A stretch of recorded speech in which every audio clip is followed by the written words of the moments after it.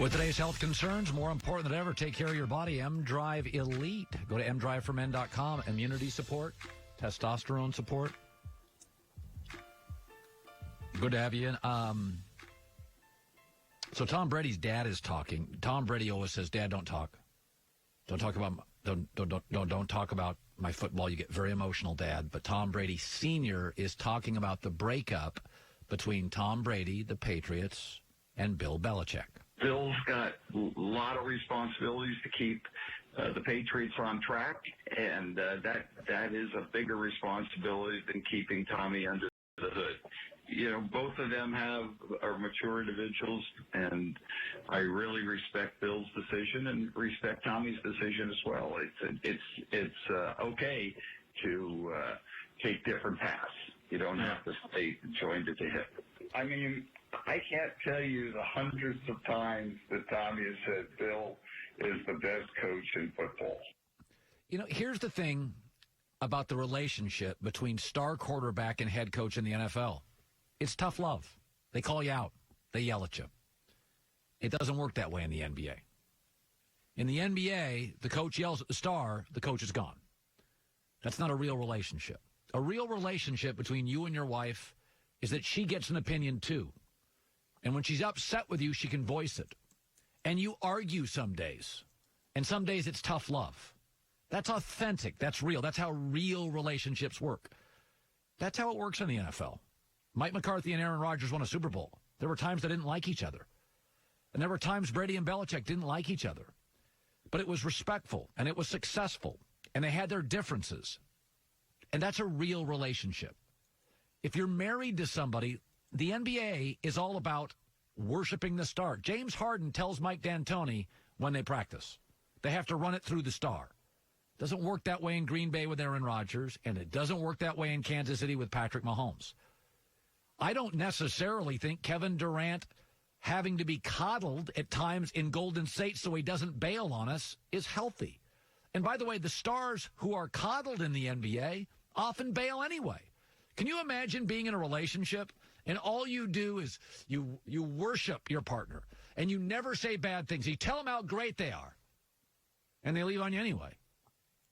Is that a healthy relationship?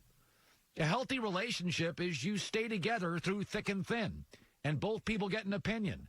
And some days my wife is furious at me, and I sit there and I take it. And then some days I'm not happy with her, and it's called like love and authenticity and real. The NBA is so stacked against the coach. I mean, coach of the year in the NBA is an unemployment slip halfway through the next season. I mean, Dwayne Casey did nothing but win, and he got whacked in Toronto. And so, you know, whenever we talk about the NBA and the NFL and, you know, Belichick, this and that, I find the relationship between star and coach in the NFL to be much more real. It's like any relationship I've ever been in. My kids sometimes are furious with me. All right, they still love me. I still love them. But some days I don't want to see them. In the NBA, worship the star or you get run out of town. That's not a real relationship. That is a power dynamic that is at its best conciliatory and fake, and at its worst, it's a con job. So when I see it's okay for employees to have power, but I should be able to say to my boss, I don't like what we're doing, and he should be able to say to me, this is why we're doing it. I don't want to have an uneven playing field, me having the advantage or him, her, ever. So I do think there are times the NBA is too much about the star. It creates unhealthy relationships that often end anyway. Arguing's okay. Telling you why I'm dissatisfied is okay. Coddling and worshiping is not. If you want to keep it real, that's not real. Joy with the news.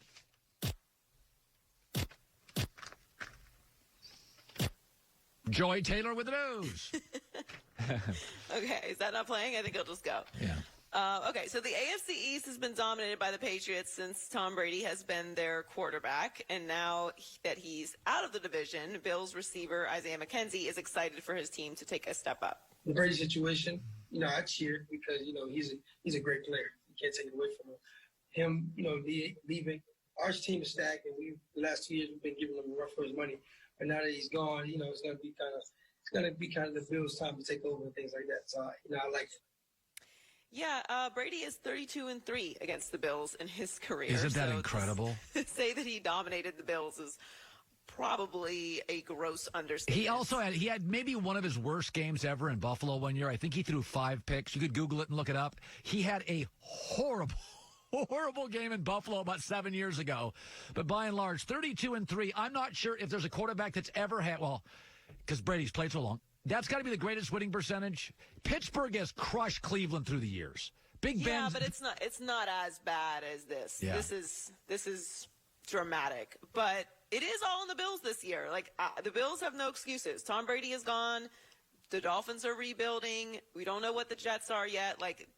And the Patriots have stood them. So if this is the year, let's see what For you the got, record, Bills. the Bills have made the playoffs twice in 3 years. So Right. they added Stephon Diggs to a improving offense. So it's not disrespectful to New England to say Buffalo will absolutely be better and New England will be worse, and they will probably win the division because they were a playoff team anyway last year. Right, but they need to do more than just that. Right. I think it's a given that they win the AFC East. But according to Fox Bet, the Patriots are still the favorites to win the AFC East at +105, and the Bills are second at +150. Yeah, I think totally disagree. So Kyle Allen, Josh Allen, and your guy Sam Darnold are still getting some work in despite being stuck at home. Kyle Allen and Josh Allen are living together in Southern California, with Darnold only 15 minutes away. The three quarterbacks have been training with Jordan Palmer. They lift weights in a 40-square-foot garage to make sure they practice social distancing as much as possible. And Kyle Allen also said one of the hardest parts of training during this time is finding a place to throw. He also said it's pretty boring. Their workouts end around 1 p.m., and then they play cards or video games and watch movies. So they're doing what everybody else is doing. Yeah. They're just getting their workouts in. I don't know how you've done it, but my daughter and I are together at home, and she's a great roommate because she's, self-reliant. So we get into this thing. I get home, I have lunch. If it's warm out, you'll both kind of lay outside in the sun or sit outside in the sun. And then I'll go for a run. She'll go maybe for a run or a walk. And then we come back and yesterday we made oatmeal cookies. We have an assignment or something. And then we watch a movie and I pour a cocktail. And then she does Instagram for an hour and a half. And I'll go read for an hour and a half. And then we meet for dinner. And, it's just you got to create a new schedule. And I think you and I have said this. Outside, I don't get to play tennis anymore, which I'd like to do a couple times a week. Outside of that, I'm just trying to make the best of it. It's just the new normal. I've got a little pattern here, and my wife says it too. She's like, it's a new pattern, but it doesn't take you long. Don't be rigid. Just find kind of a new little pattern, and mentally, I think you can get through it. Yeah. Again, I feel very blessed that I have this job and that you have this job, and we're able to still do our jobs every single day. So it does take a big chunk of our day and energy to do our jobs. So to me, the routine hasn't really changed very much for me other than, obviously not going outside. Yeah. But yeah, finding a routine and establishing a new routine, a new temporary routine, for me has been very helpful mentally, and it just keeps your spirits up knowing that you have something to do later on in the day, and don't sit around on the couch all day. So Tom Brady will continue to wear number 12 for the Buccaneers. As we know, Chris Godwin, who previously wore the number, offered it to Brady and will change to number 14 this season. Tampa Bay also confirmed earlier this year that they will have new uniforms for the 2020 season, and they announced yesterday that they will reveal the new look next Tuesday. This will be the team's first uniform redesign since 2014. Their 2014 uniforms, they've not been not had a lot of success in those uniforms. So I think they're going to reveal a new one. Hopefully it will be absorbed a little better than the LA Rams logo change. I didn't hate the Rams logo as much as everybody else. I think it's fine. The colors are the same. It was a little, I don't know. I looked at it and there was 4 variations of it, and 2 of them I was like, all right, I'm fine with it. I'm good with it. I am not a fan, but I'm also a big jersey person. I don't lose my mind with jersey changes, but some people don't like change. We all know that. But I do think that it's time for the Bucs change. I would like to see them go back to their original colors. I like their original. Oh Lord! Creamsicle colors. Now Seattle's. I grew up in Seattle. The Seahawks' original uniforms, I think, are some of the best in league history. I didn't like their change. at all. I think. I like their change.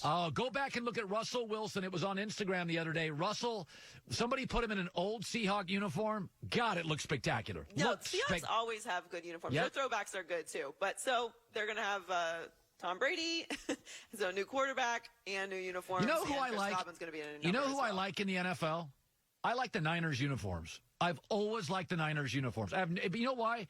It's that the gold is a different gold, kind of the gold rush feel to it. Niners have always had, even in the 50s, 60s, always liked the Niners unis. Yeah, Niners look sharp. Good stuff, Joy, with the news.